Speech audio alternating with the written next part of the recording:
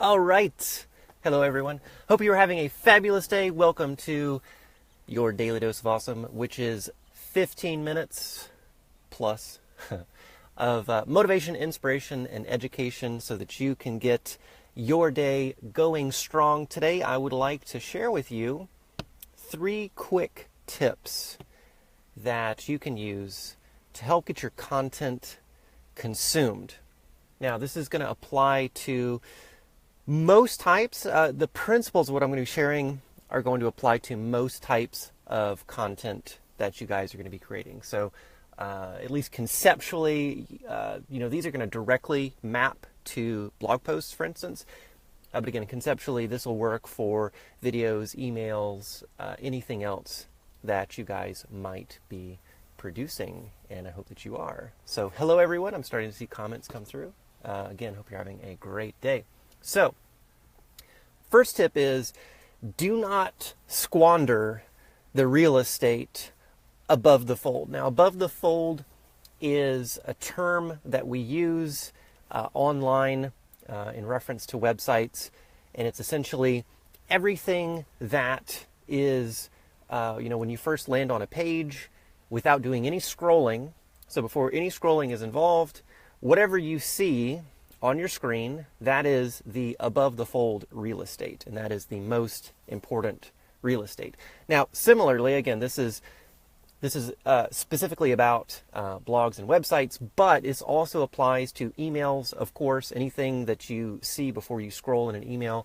And of course, in a video, this would be anything in the first couple of seconds of the video, right? So this is essentially what's happening at the very start of your content. That is precious, precious real estate, because people are, as you know, we say this time and time and again, but it's really, really super important.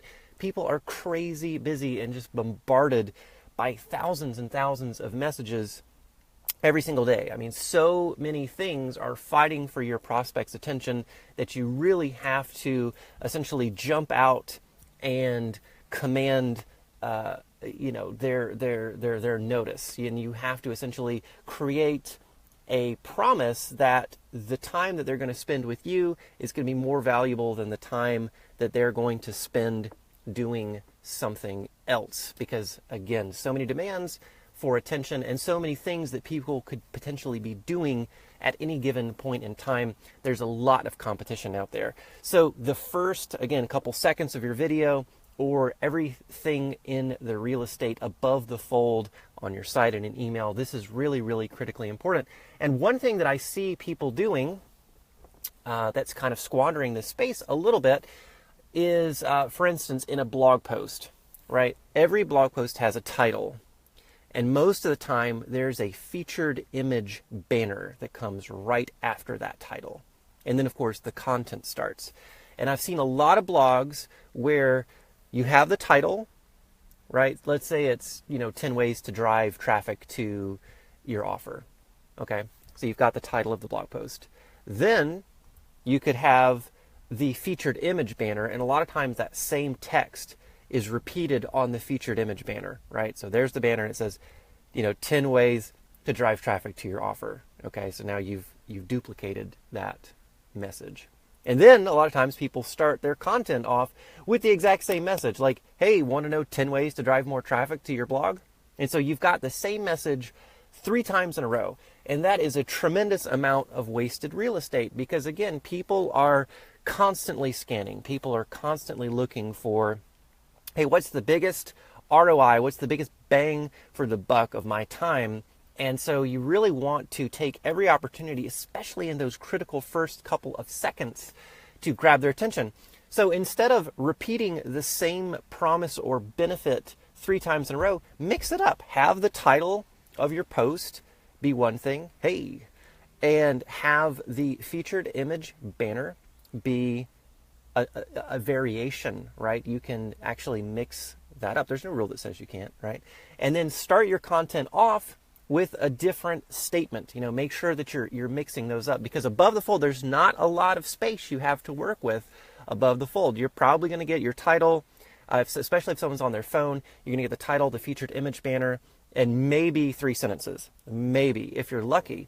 So, you're dealing with maybe five short sentences or statements. So make those count. Don't squander any one of those. Mix it up, essentially, is what I'm saying.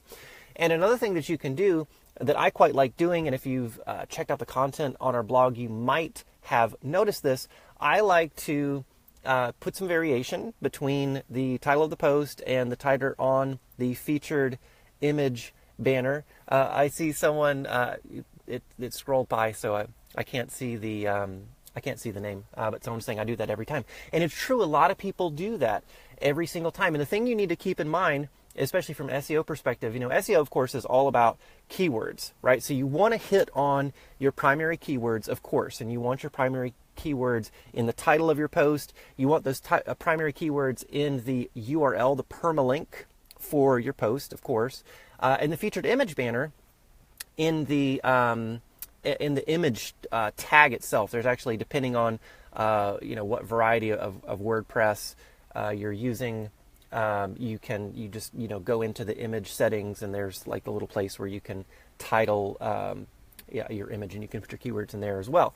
So those are all important things, but you can switch those things up, because remember, the permalink, that is specifically for the search engines, right? Permalink is not something that is going to be adding value to your reader. I mean, of course, they might see that at some point, but you can mix that up. Again, the permalink can be another thing that you add some uniqueness into. They don't all have to be exactly the same. So again, mix these things up. That's premium real estate, and make sure you're adding some variety in there, and you're really compelling your reader into the post. So again, one of the ways I really like to do that is I'll often take, because the title of your post is going to, there's going to be a promise there. There's going to be a benefit in the title. And then again, you're going to put a variation of that in the featured image banner. Then when you kick off your post, right, the first couple sentences of your post, my advice for you, the best thing you can do is, instead of reiterating that promise, create some curiosity, create some momentum into your post. And you can do that. This is kind of like a storytelling sort of technique, but you can kind of begin with a couple of fragmentary thoughts. You can begin with a story, is of course great, but you really want to kind of like suck someone into your post and build some momentum. And just, again, reiterating the benefit is not going to do that, because they already know the benefit, right? If someone, let's say they're on Facebook and they see an ad for your post, then they've already said, yes, I want to read this. Right? They've already said, okay, going back to our example, like, hey, 10 ways to drive traffic to your offer. They already saw that on Facebook, and they clicked. And yes, you do want it to be congruent when they land on your page. They need to know, like, hey, I clicked and I'm landing on what I thought I clicked on, right? That's got to be congruent. But again, don't waste that valuable real estate of restating that same benefit over and over and over, because you essentially sold them. And what's really, really important, of course, once you got that click, that's the biggest piece of the puzzle right there, getting the click. That's huge. That's the first step, right? Once you got the click, then you got to keep them on the page, and that's the thing that is your next big hurdle. You've got to keep them on that page, and the best way to do that, again, is to make sure you're building that momentum into your content and not just reiterating the same benefit over and over and over. Now, another thing to keep in mind, this is kind of tip number 2, is people, of course, are scanners. People are going to be scanning your content. It's very unlikely they're going to be reading it word for word. And we track the data on our posts at Elite Marketing Pro, and our posts perform very well. I'm pleased to say, of course, you could look at the time on page, and you can see how well, how sticky the content is, how long people are hanging around and reading this content. And we have a lot of posts that do exceptionally well, given kind of the norms and standards out there. So that's a very cool thing.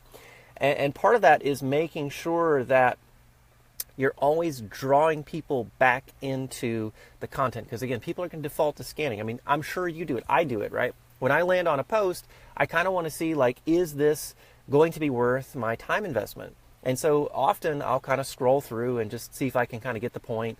And a lot of times there's like too much, preamble or the stuff that I already know. And I'm kind of just looking for like that one nugget. Right, I'm looking for that like kind of one piece of value that might be like an aha moment for me. So I'm scrolling through posts. So you want to give people that are scrolling a really good experience. And one of the ways of doing that is to Gosh, and I apologize. They're doing the landscaping right now, and I literally went to like the furthest point away from all of that I possibly could, and it's like the guys with the blowers they're like stalking me, they're haunting me right now. So if you can hear that, I apologize. There's some noise pollution. Okay, but the best thing that you can do is create a really great scanning experience for your readers, and one of the best ways to do that is to put a lot of images in your text. Put a lot of, and you can actually mix this up. You've probably seen on our blog, there are times when we will embed a YouTube video, right? Well, one of these Daily Dose of Awesomes will often make its way into a blog post. It'll be embedded into the blog post to create a more multimedia experience. You can easily embed Facebook posts, right? It doesn't have to necessarily just be a video. It doesn't have to be a video from YouTube. It can be a video on Facebook. It can be a post on Facebook, right? You can put a post on Facebook. Maybe you've got a post that created a lot of engagement. Maybe there's a lot of likes and a lot of comments on there, and you'd like to put that on your blog. You can embed that directly into a blog post. Same thing with Twitter. You can embed Twitter posts into your blog, and that's really easy to do. Pinterest is a little bit more tricky. I actually just went through this recently. That actually requires a little bit of coding, and so for you that have self-hosted blogs, you can do that pretty easily. Otherwise, if you're, say, using the Elite Marketing Pro blogging system, you won't be able to do that custom coding because there is actually there's a kind of a custom way of going about doing that. But that's, again, another way. The point, though, is to just create a really rich and multimedia experience if you can. Now, images, I do want to give you one quick thought, perhaps warning about using images. I hope this kind of goes without saying. But just in case you haven't come across this idea, you want to be really careful with your images when you're going around. You can't, just because you can, do a Google image search and you can find an image doesn't necessarily mean you have the permission and the rights to use that image. So be really, really careful because you can get into quite a bit of trouble legally. It's not necessarily like a common thing, but it does happen, and it will often happen to like the little guy, right? It doesn't have to be like you're a big corporation, right? It can just be an individual, and there can be some very hefty fees associated with infringing on someone's copyright and intellectual property, all that kind of fun stuff. I'm not a lawyer. Obviously don't take this, even though I'm just cautioning you right now.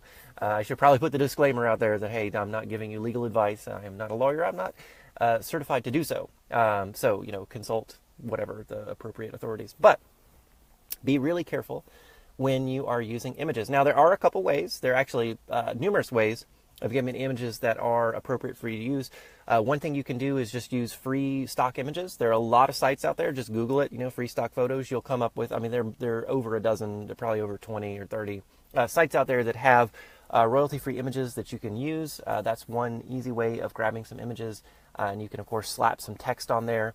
That makes things more interesting and engaging when there's some text. If you look at the Elite Marketing Pro blog, you'll see quite often that we have text. I usually take quotes, kind of like pull quotes, if you will. That's the term often used. Pull quotes from the blog and slap those onto the image. Canva is an easy tool you can use to do that. Canva has some great free stock images you can use and templates, and I'm pretty sure you can pretty easily upload your own images into Canva if you want to further differentiate, or maybe if you have kind of used the same free templates that they provide over and over again and you want to mix it up. So there are lots of resources out there. You can also, yes, Canva is awesome. So I definitely recommend that. It's super, it's quick, it's free. You really just can't beat it. We typically, you don't need anything more sophisticated than that. We typically use do the whole Photoshop deal. Yes, you can use your images. Perfect.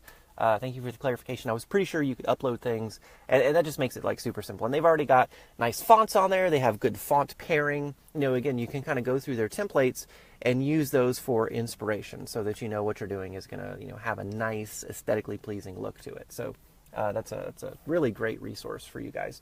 But images are huge, and just having lots of eye candy as your reader is going to be scrolling through the blog is really going to keep them engaged. There's, of course, a reason that Facebook and Twitter, all the social media platforms, they have and implement a ton of images, right? When you're scrolling through your Facebook feed, you're typically not just seeing like text-based posts, right? People are posting images and videos and such, and that's kind of how you want your blog post to be. That's going to be much more engaging and sticky. So images are really, really important. I recommend doing images. There's kind of a rule of thumb where you do subheads every 300 or so words in your blog post, and I typically try and also do one image or one kind of piece of multimedia content also every 300 or so words, and that's kind of a good rule of thumb to go by. A lot of times you'll see on our blog images paired with the subheadline.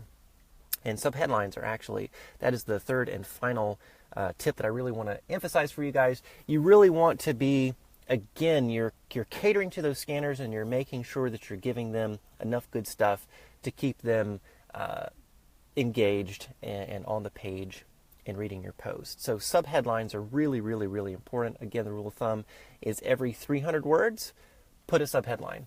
And that's going to just aesthetically make your blog post more pleasing, and it's also going to give you a chance to resell your content to the reader, because that's essentially what the subheadline is, right? You've got the headline, which is the same thing as the title of your post, and the subheadlines are just more opportunities for you to sell the content. Now, you can do that in a couple ways. You can promise a benefit, right? Like the benefit of the next section, like, hey, here's what you're going to receive. I'll give you an example. So the post that we published on the blog today, two of the primary subheadlines were, there are the 6 blocks keeping you from success. So that was a subheadline.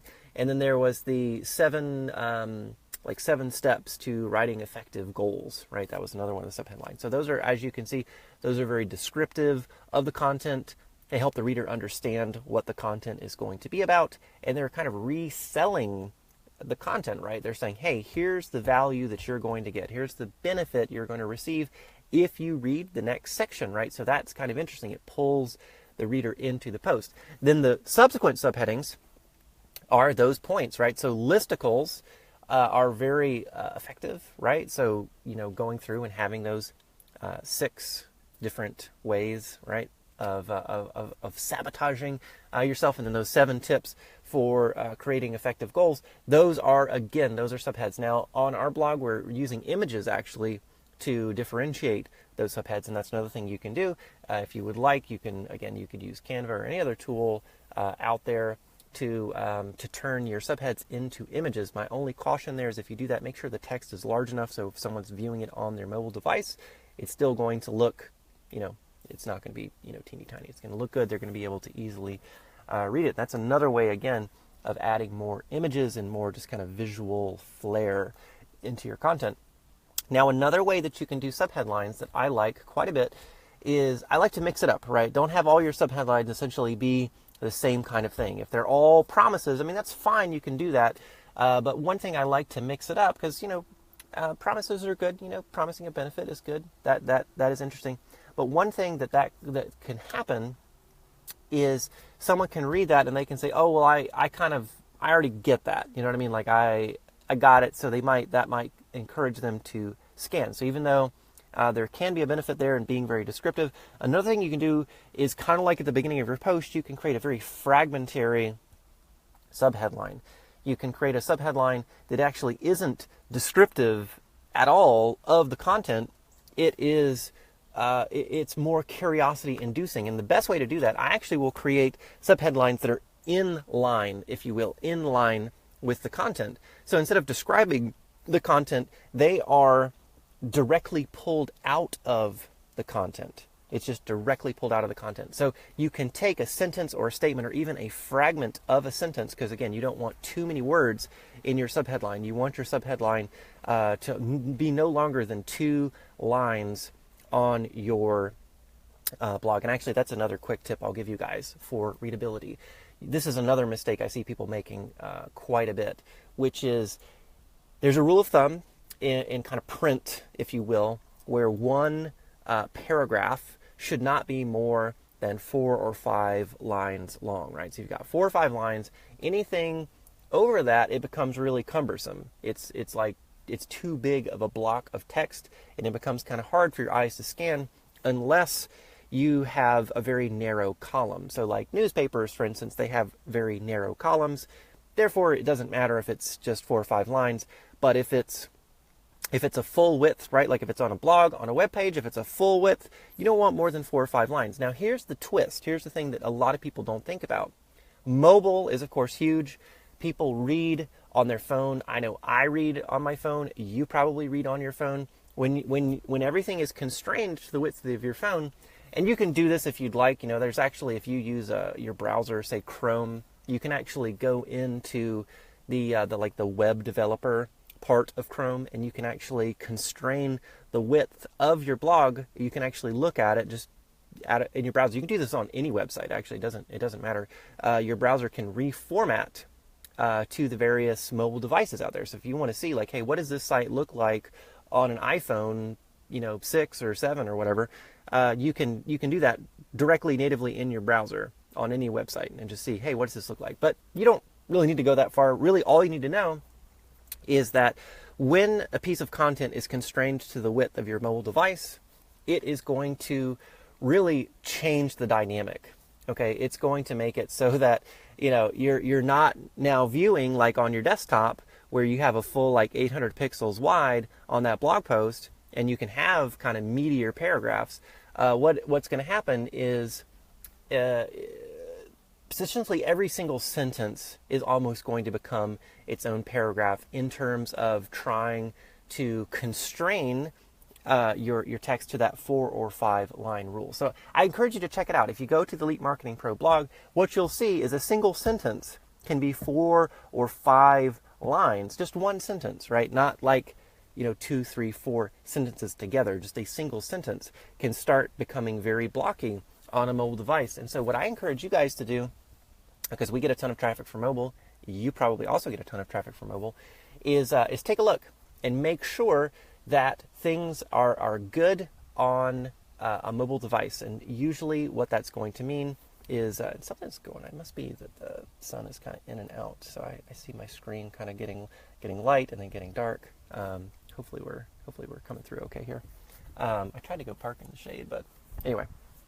So what you'll find is a single sentence a lot of times is about the length that you want. So be attentive to that, and don't have these huge paragraphs, because that's going to look terrible on mobile. It's not going to create a good experience. So a lot of times, again, a single sentence will be a paragraph.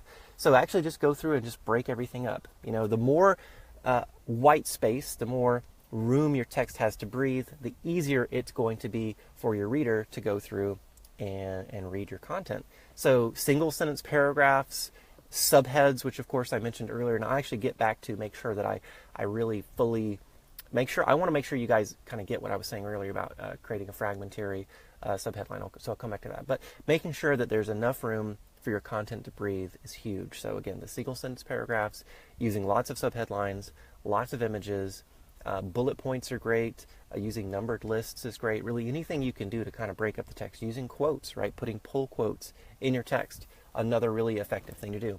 You want to create variety. You want to create some visual contrast in your content. That's the number one thing.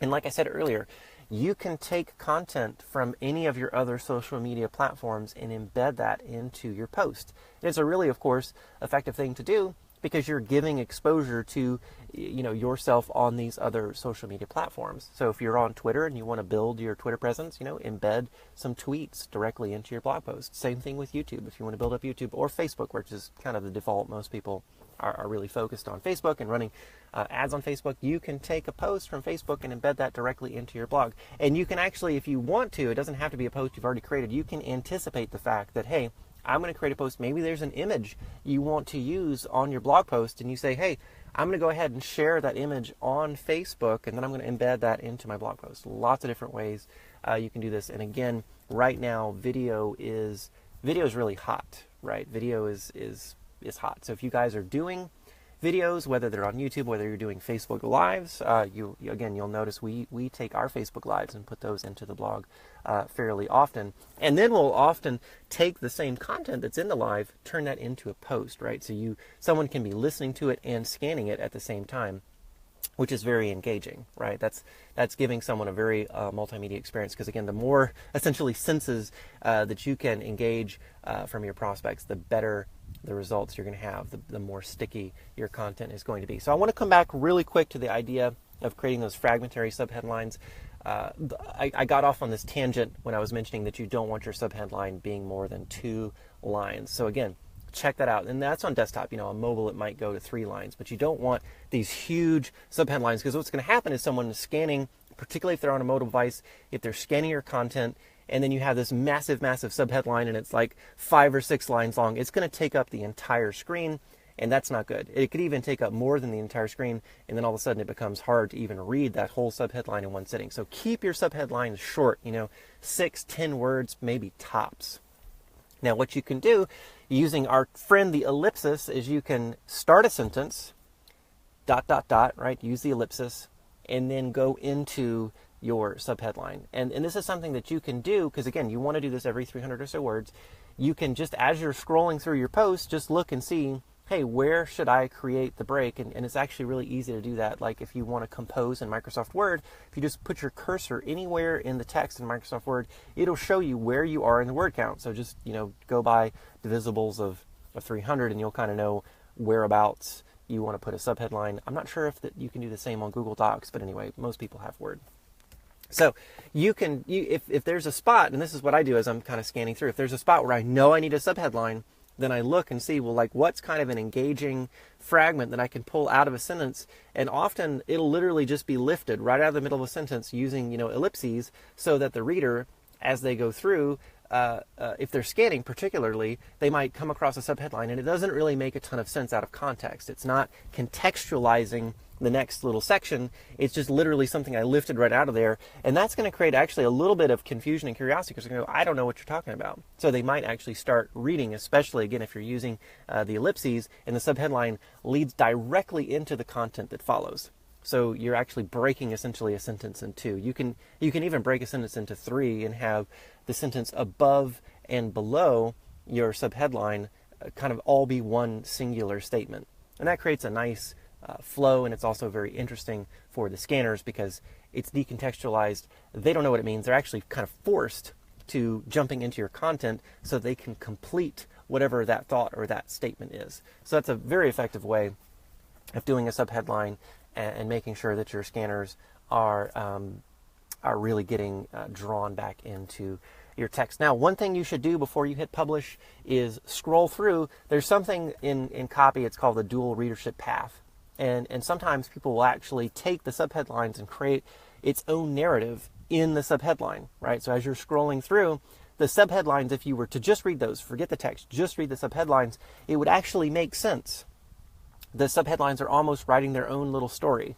And you can kind of go through and statement to statement to statement. It's following a very, consecutive and interpretable flow. And so you don't necessarily have to go that far, but what I would suggest is go through and just read your post before you publish. When you're done, everything looks good before you publish. Just go through and read the flow of your subheadlines and see what's going on there. See, does it make sense? Is it interesting? Are you kind of mixing things up between promises and then sucking people directly into the content? Because again, you want to have a lot of these, and you really want your blog post to be, I think the rule of thumb is like probably 1,200 to 1,500 word minimum, and more than that is a good thing. I think our posts average anywhere from like 1,800 to 2,200, 2,500 words. That's kind of the middle ground for us. We have, of course, some posts which are shorter and some posts which are considerably longer. But that's kind of, right around like 2,000 words, I would say is pretty much average. And that's a good thing to shoot for. That's meaty enough to be interesting, to deliver some value, and to give someone enough of an experience of you to perhaps want to opt in, because that, of course, is the whole point. And if you want to know more about opting in, I did a Daily Dose of Awesome a couple weeks ago. And you know what? I can't even remember what it was called, but it was all about writing call to actions. And so I would definitely check that one out.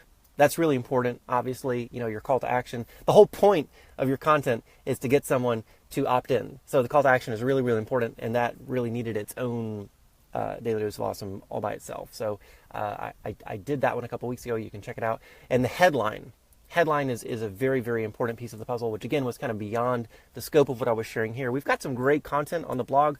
I know there's a post out there if you want to Google it. It's called, what is it called? I think it's like the 15-minute formula to writing an irresistible headline or something like that. You can probably just Google it. You can do a little custom search pretty easily on the blog. Actually, if you go up into your navigation bar and you just put in site and then a colon and then elitemarketingpro.com/blog, and then you just put in like headline or something like that, you'll pull it up pretty easily. And actually, I'm pretty sure the call to action on that post is for our headline lead magnet, where there are just a ton more examples of really effective headlines that are proven to work. So there's a ton of training out there on headlines. So if you need help with that, definitely check that post out. Check out the Daily Dose of Awesome on call to action. And then if you put all that together with what you've learned here today, you'll be pretty solid on your content creation efforts. And again, as I mentioned, I've been primarily talking about blog posts, but these ideas conceptually map to other forms of content as well. So in your emails, even though you're not really using subheadlines in your emails, you will be bolding certain statements. That's something that you'll be doing to keep the scanners coming back into the content using images. You don't want to go overboard. Actually, in an email, I would really not recommend more than say like one image in an email. And then if you have maybe an image for your signature, that's cool as well. But don't go overboard in email.